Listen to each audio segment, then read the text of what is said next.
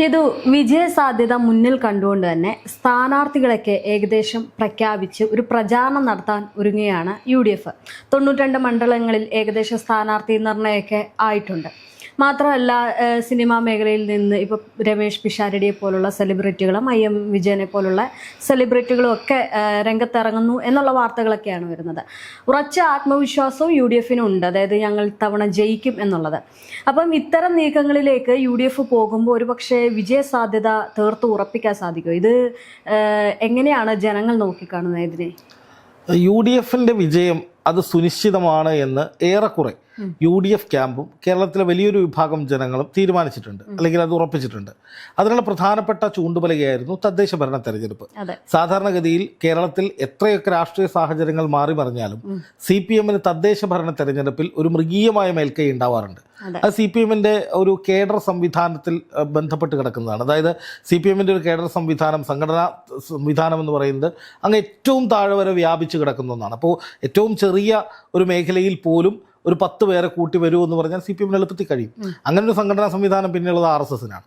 അപ്പോൾ ഈ കേഡർ സ്വഭാവമുള്ളത് കൊണ്ട് തന്നെ CPMന് വലിയ മുന്നേറ്റം അല്ലെങ്കിൽ ഇത്രയും മോശമായ ഒരു തിരിച്ചടി ഒരിക്കലും ഉണ്ടാകില്ല എന്നാണ് CPM കരുതിയിരുന്നത് തദ്ദേശ തെരഞ്ഞെടുപ്പ്. പക്ഷേ തദ്ദേശ തെരഞ്ഞെടുപ്പിൽ പോലും വലിയൊരു തിരിച്ചടി ഉണ്ടായത് CPMന് വലിയ ഭീഷണിയാണ്. പ്രത്യേകിച്ച് ഇനി ഇത്രയേ ഉള്ളൂ ഇലക്ഷന്. ഈ ചുരുങ്ങിയ സമയം കൊണ്ട് മുഖ്യമന്ത്രി പിണറായി വിജയൻ്റെ ഇമേജ് മാറ്റി ഒരു ജനകീയനാക്കി എടുക്കുക, അതുപോലെ തന്നെ CPMന് നഷ്ടപ്പെട്ട ജനപ്രീതി തിരിച്ചു കൊണ്ടുവരിക, സാമുദായിക അടിസ്ഥാനത്തിൽ CPMൽ നിന്ന് പിരിഞ്ഞു പോയിട്ടുള്ള ഹിന്ദു വിഭാഗത്തെ തിരിച്ചു കൊണ്ടുവരിക, കൈവിട്ട ന്യൂനപക്ഷങ്ങളെ വിശ്വാസത്തിലെടുപ്പിക്കുക തുടങ്ങിയ ഒരുപാട് ടാസ്കുകൾ CPMന് മുന്നിലുണ്ട്. അപ്പോൾ അത് എളുപ്പമല്ല. ഈ 3 മാസത്തിനുള്ളിൽ ഇതൊക്കെ ചെയ്യാന്ന് പറഞ്ഞാൽ ഇത് എളുപ്പമല്ല. അങ്ങനെ എളുപ്പമാകണമെങ്കിൽ പ്രതിപക്ഷം ദുർബലമാകണമായിരുന്നു. പക്ഷേ ഇവിടെ പ്രതിപക്ഷം വളരെ സ്ട്രോങ് ആണ്. ഇപ്പോൾ എപ്പോഴും ഈ UDFന്റെ ഒരു പ്രശ്നമായി കണ്ടിരുന്നത് ഐക്യമില്ലായ്മയായിരുന്നു.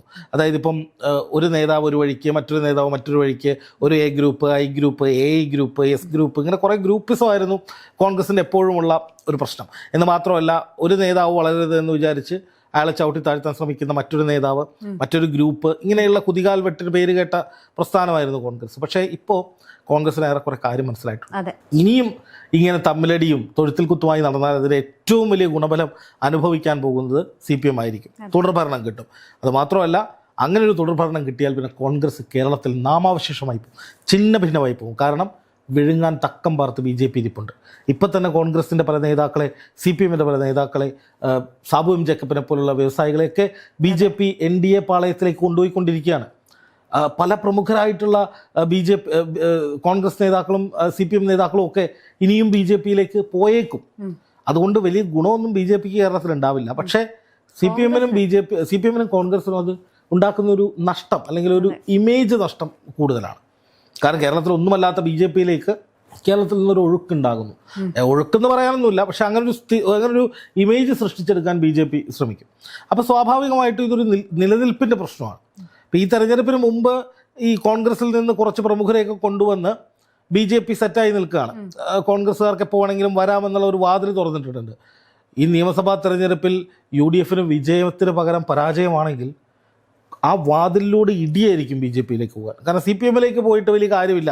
CPM തുടർഭരണം ഈ 10-15 വർഷമൊക്കെ ഭരിച്ചു കഴിഞ്ഞാൽ പിന്നെ പരിപൂർണ്ണ തകർച്ച എന്നുള്ളതാണ് കണ്ടിട്ടുള്ളത്. അത് ഏത് പാർട്ടി ആയാലും ഒരു പരിധിക്കപ്പുറത്തേക്ക് അധികാരം കിട്ടിയാൽ അധികാരത്തിൻ്റെ മത്ത് പിടിച്ച് മൊത്തം കുളമാവും. ഇപ്പോൾ ത്രിപുരയിലും ബംഗാളിലും ഒക്കെ CPMൻ്റെ അവസ്ഥ നമുക്കറിയാം. അതിനെപ്പറ്റി കൂടുതലൊന്നും പറയണ്ട. പക്ഷേ എങ്കിലും ഞാൻ പറയുന്നത്, ഇപ്പോൾ CPMലെ അന്ധഭക്തരായിട്ടുള്ള ആളുകൾ, ഈ അന്ധകമ്മികൾ എന്നൊക്കെ കളിയാക്കി വിളിക്കുന്ന വിഭാഗമുണ്ടല്ലോ, തീവ്ര പാർട്ടിക്കാർ, അപ്പോൾ അവർ പോലും ഇപ്രാവശ്യം ഒന്ന് CPM പ്രതിപക്ഷത്തിരിക്കണമെന്ന് ചിന്തിക്കുന്നത്. കാരണം CPMനെ സംബന്ധിച്ച് എപ്പോഴും CPM ഷാർപ്പാവും പ്രതിപക്ഷത്തിരിക്കുമ്പോഴാണ്. ഭരണപക്ഷത്തിരിക്കുന്ന CPMനേക്കാൾ വളരെ അഗ്രസീവായിട്ടുള്ള മനോഹരമായിട്ടുള്ള പാർട്ടി സംവിധാനം എന്ന് പറയുന്നത് പ്രതിപക്ഷത്തിരിക്കുമ്പോൾ എപ്പോഴും ചടുലമായിരിക്കും, യൗവനത്തിന് തീക്ഷ്ണതയുണ്ടാവും, സമരമുഖങ്ങളിലെ തീജ്വാലയായിരിക്കും. അങ്ങനെ എപ്പോഴും ഈ CPMും ഈ യുവജന സംഘടനകളും ജനങ്ങൾക്കൊപ്പം തെരുവിൽ സമരത്തിൻ്റെ ഭാഗമായി ഭരണപക്ഷത്തെ തുറന്നു നിർത്ത്, അല്ലെങ്കിൽ പ്രതിപക്ഷത്തിരിക്കുമ്പോഴൊക്കെ സംഘപരിവാറിനെതിരെയൊക്കെ വലിയ പോരാട്ടങ്ങൾ CPM നടത്താറുണ്ട്. അപ്പോൾ സ്വാഭാവികമായിട്ടും CPM ഇങ്ങനെ ഇരിക്കണം, പ്രതിപക്ഷത്തിരിക്കട്ടെ എന്ന് കരുതുന്ന ജനങ്ങളും CPMകാർ പോലും ഉണ്ട് കേട്ടോ. പക്ഷേ ഇവിടെ അതിനേക്കാളൊക്കെ കൂടുതലായിട്ട് കോൺഗ്രസിൻ്റെ ആവശ്യകത തിരിച്ചറിഞ്ഞ് വലിയൊരു വിഭാഗം ജനങ്ങൾ കോൺഗ്രസിനോട് അടുക്കുന്നുണ്ട്. അതായത് BJP വർഗീയത പറയുന്നു, CPM വർഗീയ ധ്രുവീകരണത്തിന് ശ്രമിക്കുന്നു. അപ്പോൾ ശരിക്കും പറഞ്ഞാൽ മതനിരപേക്ഷ കേരളത്തിൻ്റെ പ്രത്യാശയുടെ തുരുത്ത് അത് കോൺഗ്രസ് ആണ് എന്ന മട്ടിലേക്ക് കോൺഗ്രസിനെ ജനങ്ങൾ എത്രത്തോളം സ്വീകരിക്കുന്നു എന്നതിന് രണ്ട് തെളിവെന്ന് പറയുന്നത്, ഒന്ന് തദ്ദേശ തെരഞ്ഞെടുപ്പിലെ കോൺഗ്രസിന്റെ UDF ട്രെൻഡിങ് തന്നെയാണ്. രണ്ടാമത്തെ കാര്യം, നമ്മൾ ഈ അടുത്ത് നടന്ന രാഹുൽ മാങ്കൂട്ടത്തിന്റെ വിഷയം, അദ്ദേഹം പ്രതികരണം നടത്തിയപ്പോൾ നമ്മൾ കണ്ടതാണ് അദ്ദേഹത്തിന്റെ ജനപിന്തുണ.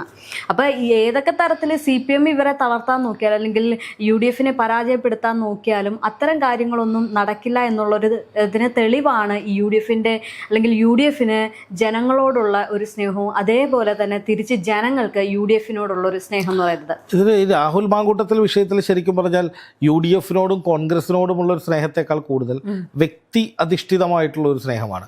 പക്ഷെ അപ്പോഴും രാഹുൽ മാങ്കൂട്ടത്തിൽ ഒരു നല്ല കോൺഗ്രസ്സുകാരനായി നിൽക്കുന്നു, ഇപ്പോഴും കോൺഗ്രസിനെതിരെ സംസാരിക്കുന്നില്ല എന്നുള്ളത് കൊണ്ട് രാഹുലിന് പ്രാധാന്യം കൂടുതലായി ലഭിക്കുന്നുണ്ട്. ഒരു അവസരവാദ രാഷ്ട്രീയത്തിന്റെ ഭാഗമായിട്ട് രാഹുൽ മാങ്കൂട്ടത്തിൽ BJPയിലേക്കോ CPMയിലേക്കോ ചേക്കേറുകയോ കോൺഗ്രസിനെ കുറ്റപ്പെടുത്തുകയോ ചെയ്തിരുന്നുവെങ്കിൽ കളമാറിയേനെ, രാഹുലിനെതിരായി വന്നതിനെതിരെ. പക്ഷെ അത് പ്രതീക്ഷിച്ചിരുന്നു CPM അത് പ്രതീക്ഷിച്ചാണ് ഈ ഒരു പ്രശ്നം അത്രയും ഉണ്ടാക്കി വിട്ടത്. സത്യസന്ധമായിട്ടും ഈ പ്രശ്നം മുഴുവൻ ഉണ്ടാക്കി വിട്ടതിന്റെ അടിസ്ഥാനം എന്ന് പറയുന്നത് കോൺഗ്രസിനെ തകർക്കുക എന്നുള്ളതായിരുന്നു. കോൺഗ്രസ്സുകാർക്ക് ബുദ്ധിയുള്ളതുകൊണ്ട് കോൺഗ്രസ് കയറി കളിച്ചു. അതുകൊണ്ട് എന്തായി, ഈ തെരഞ്ഞെടുപ്പിന് മുന്നോടിയായി CPM കെട്ടി എഴുന്നള്ളിച്ചു കൊണ്ടുവന്ന ഒരു വലിയ പെണ്ണ് കേസ് അടപടലം ചെയ്തു. ആ കേസിന്റെ മെറിറ്റിൽ ഞാൻ പറയുന്നത് അത് രാഷ്ട്രീയപരമായി ഹിറ്റ് ചെയ്യാവുന്ന സാധ്യതകളെ മുഴുവൻ ഇല്ലാതാക്കി. പണ്ട് സൈബർ ആക്രമണങ്ങളും നടന്നിരുന്നു. അത് മാത്രമല്ല, സൈബർ ആക്രമണമോ കേരളം മുഴുവൻ വലിയ പ്രതിഷേധങ്ങൾ നടത്തിയല്ലേ, എന്നിട്ട് എന്തായി, ഒന്നും ആയില്ല. ജനങ്ങൾ ഏറ്റെടുക്കുന്നില്ല. ഈ വക പെണ്ണ് കേസ് CPMന്റെ കളിയൊക്കെ നാട്ടുകാർ കണ്ടതാ. സോളാർ കേസിൽ എന്തായിരുന്നു, തെരഞ്ഞെടുപ്പിൽ 2 മാസം 3 മാസം മുമ്പ് ഇങ്ങനെ കൊണ്ടുവന്ന് ഇതുപോലെ അറ്റാക്ക് ചെയ്ത് വന്നിട്ടാണല്ലോ ഉമ്മൻചാണ്ടി സാറിന്റെ വില മുഴുവൻ തകർത്ത് കളഞ്ഞത്. ഇപ്പൊ ഗണേഷ് കുമാർ ഇപ്പൊ അതിന് പിന്നില് മൊഴി ഇത് പുറത്തു വരികയാണ്. ഗണേഷ് കുമാറാണ് അതിന് പിന്നിൽ. അപ്പം ഈ പറയുന്ന ഒരുപാട് ഫാക്ടറുകൾ ഇപ്രാവശ്യം കോൺഗ്രസിന് അനുകൂലമായിട്ടുണ്ട്. ഒന്ന്, CPMന്റെ ഏറ്റവും വലിയ ജനവിരുദ്ധമായ സമീപനങ്ങൾ, പോലീസിംഗിലെ കെടുകാര്യസ്ഥത, വൃത്തികെട്ട പോലീസ് സംവിധാനങ്ങൾ, ആഭ്യന്തര വകുപ്പ് പരാജയം, അതുപോലെ തന്നെ ഭരണത്തിൽ ഒരുപാട് പ്രശ്നങ്ങൾ, ധൂർത്ത്, അഴിമതി, ഇങ്ങനെ ഒരുപാട് കാര്യങ്ങൾ. മുമ്പ് പിണറായി വിജയനെ ഒരു ക്യാപ്റ്റൻ എന്ന രീതിയിലൊക്കെ ആയിരുന്നു കണ്ടിരുന്നെങ്കിൽ ഇപ്പൊ ജനങ്ങൾ പച്ചയ്ക്ക് ചീത്ത വിളിക്കാൻ തുടങ്ങിയിട്ടുണ്ട്. ഇപ്പൊ പല നമ്മൾ ഓൺലൈൻ ചാനലുകളിലും മുഖ്യമന്ത്രി പിണറായി വിജയനെ അഭിപ്രായം നേടുമ്പോൾ പച്ചയ്ക്ക് ജനങ്ങൾ തെറി വിളിക്കുകയാണ്, ചീത്ത വിളിക്കുകയാണ്. ഇപ്പോൾ കഴിഞ്ഞ ദിവസം കോൺഗ്രസ്സുകാരെ പ്രചരിപ്പിച്ച ഒരു പബ്ലിക് ബൈറ്റ് ഉണ്ട്. അതിനകത്ത് കോൺഗ്രസ്സുകാരനൊന്നുമല്ല, ഒരു ബസ് ഡ്രൈവറായിട്ട് കണ്ടുള്ള ഒരാളാണ്. അദ്ദേഹം പറയുന്നത്, കേരളം ഇത്ര മികച്ച സംസ്ഥാനമാണെങ്കിൽ അവൻ എന്തിനാണ് അമേരിക്കയ്ക്ക് പോയതെന്നാണ് ചോദിക്കുന്നത്. പിണറായി വിജയൻ അമേരിക്കയിൽ ചികിത്സ, അവന് പകരം ഒരു തെറിയാണ് പുള്ളി ഉപയോഗിച്ചത്, ഒരു ചീത്തവാക്കാണ് ഉപയോഗിച്ചത്. പക്ഷേ അങ്ങനെയുള്ള ഒരുപാട് ജനങ്ങളുടെ പ്രതികരണങ്ങൾ CPMനെതിരെ നിൽക്കുന്നുണ്ട് എന്നുള്ളൊരു യാഥാർത്ഥ്യം. അതുകൊണ്ട് തന്നെ ഇപ്പോൾ കോൺഗ്രസിനെ സംബന്ധിച്ച് കോൺഗ്രസ് കൃത്യമായ സ്ഥാനാർത്ഥി നിർണയം, അതിലാണിപ്പോൾ കോൺഗ്രസ് ശ്രദ്ധ കേന്ദ്രീകരിക്കുന്നത്. ഇപ്പോൾ ഏതാണ്ട് 92 മണ്ഡലങ്ങളിൽ പാനൽ തയ്യാറാക്കിയിട്ടുണ്ട്. കുണ്ടറ, കരുനാഗപ്പള്ളി, ഹരിപ്പാട്, കോട്ടയം, പറവൂർ മണ്ഡലങ്ങളിലൊക്കെ ഒരേ ഒരു സ്ഥാനാർത്ഥി, മൾട്ടി പേരിലില്ല. ഇവിടെ ഒരേ ആളുകൾ തന്നെ നിൽക്കുകയുള്ളൂ. അതുപോലെ തന്നെ 5 MP സിറ്റിംഗ് MP മത്സരിക്കാനുള്ള സാധ്യതയുണ്ട്. പിന്നെ രമേശ് പിഷാരടി, ഫുട്ബോൾ താരം IM വിജയൻ തുടങ്ങിയവർ. IM വിജയനെയൊക്കെ തൃശ്ശൂർ മത്സരിപ്പിച്ചാൽ BJPയുടെ പൊടി പോലും കിട്ടില്ല. അവിടെ IM വിജയനാണ് തൃശ്ശൂരിലെ കോൺഗ്രസ് സ്ഥാനാർത്ഥി എങ്കിൽ അവിടെ സുരേഷ് ഗോപി അല്ല ആര് ക്യാമ്പയിൻ നടത്തിയിട്ടും, പ്രധാനമന്ത്രി നരേന്ദ്രമോദി വന്ന് തൃശ്ശൂരിൽ ക്യാമ്പയിൻ നടത്തിയാലും ജയിക്കാൻ പോകുന്നില്ല BJP. ഇപ്പോൾ BJP പ്രതീക്ഷിക്കുന്ന ഒരു മണ്ഡലം തൃശ്ശൂരാണ്. കാരണം അവിടെ കോൺഗ്രസിൽ കുറച്ച് ഗ്രൂപ്പ് പ്രശ്നങ്ങളുണ്ട്, കുറച്ചധികം പ്രശ്നങ്ങളുണ്ട്. പത്മജ വേണുഗോപാലിന്റെ സാന്നിധ്യമുണ്ട്. ചിലപ്പോൾ പത്മജയെ തന്നെ തൃശ്ശൂർ മത്സരിപ്പിച്ചേക്കാം. പിന്നെ അതുപോലെ തന്നെ സുരേഷ് ഗോപി വലിയൊരു വോട്ട് ബാങ്കായി മാറി എന്ന ചിന്താഗതി, ക്രൈസ്തവരൊക്കെ കൂടെ നിൽക്കുന്നു എന്നുള്ള ഒരു ഹിന്റ് ഉണ്ട്. അതുപോലെ തന്നെ ഈ പറയുന്ന CPIയുടെ സീറ്റാണത്. CPI കുറച്ചുകൂടി ദുർബലമാകുന്നു, അല്ലെങ്കിൽ CPI തർക്കങ്ങൾ കുറച്ച് രൂക്ഷമാണ്. അപ്പോൾ അതുകൊണ്ട് ആ തരത്തിലൊക്കെ ഒരു വലിയ ജയസാധ്യത തൃശ്ശൂരിലുണ്ട് എന്നാണ് കരുതപ്പെടുന്നത്. പക്ഷേ ഒരു കാര്യം പറഞ്ഞോട്ടെ, IM വിജയനാണ് തൃശ്ശൂരിൽ മത്സരിക്കുന്നതെങ്കിൽ സുരേഷ് ഗോപിയല്ല ആരെന്ത് ചെയ്തിട്ടും ഒരു കാര്യമില്ല, കോൺഗ്രസിനെ പരാജയപ്പെടുത്താൻ കഴിയില്ല.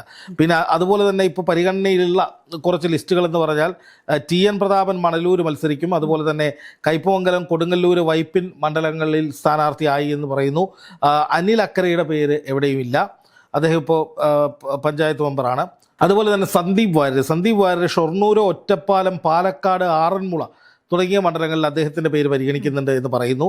എന്തായാലും പ്രധാനപ്പെട്ട കുറച്ച് സ്ഥാനാർത്ഥികളുടെ പേര് ഇപ്പോൾ പുതുയുഗ യാത്ര എന്ന് പറഞ്ഞിട്ട് കോൺഗ്രസ് നടത്തിക്കൊണ്ടിരിക്കുന്ന UDFൻ്റെ ഈ യാത്രക്കിടയിൽ തന്നെ പ്രഖ്യാപിക്കാൻ സാധ്യതയുണ്ട്.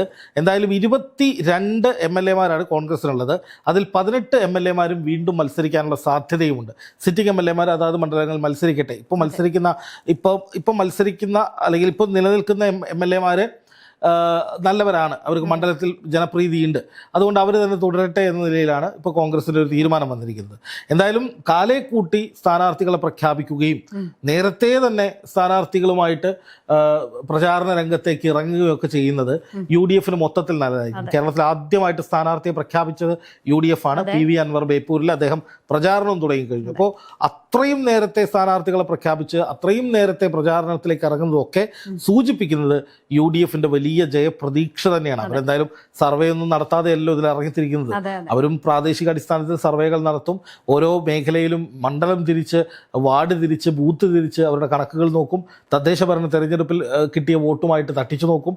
അങ്ങനെ ഒരുപാട് നടപടിക്രമങ്ങളിലൂടെ തന്നെയാണ് ഒരു പ്രതീക്ഷ എന്ന നിലയിൽ ഒരു എമൗണ്ട് അല്ലെങ്കിൽ ഇത്ര സീറ്റ് എന്ന കാര്യം ഇവർ പറയുക. ഇപ്പം 110 സീറ്റ് എന്ന് പറയുന്നതിൽ വലിയ തെറ്റൊന്നുകൊണ്ടെന്ന് തോന്നുന്നില്ല. കാരണം അത്രയൊക്കെ കിട്ടാനുള്ള ഒരു വകുപ്പ് കേരളത്തിൽ UDFന് ഇപ്പോൾ ഉണ്ട്. കാരണം CPM-ന് വലിയ തോതിലുള്ള തിരിച്ചടി കിട്ടുമെന്നുള്ളത് ഉറപ്പാണ്. തദ്ദേശ തെരഞ്ഞെടുപ്പിൽ നമ്മൾ കണ്ടു. BJP-യുടെ പല മണ്ഡലങ്ങളിലും, BJP-യുടെ കണക്കനുസരിച്ച് ഏതാണ്ട് 80 മണ്ഡലങ്ങളിലോളം BJP നിർണായക സ്വാധീനമാകുമെന്നാണ് അവർ പ്രചരിപ്പിക്കുന്നത്. പക്ഷേ ഒരു 30ഓളം മണ്ഡലങ്ങളിൽ BJP-യുടെ വോട്ടുകൾ എങ്ങോട്ട് പോകുന്നു എന്നനുസരിച്ച് ആ മണ്ഡലത്തിൻ്റെ വോട്ട് ഷിഫ്റ്റിനെ അത് ബാധിക്കും.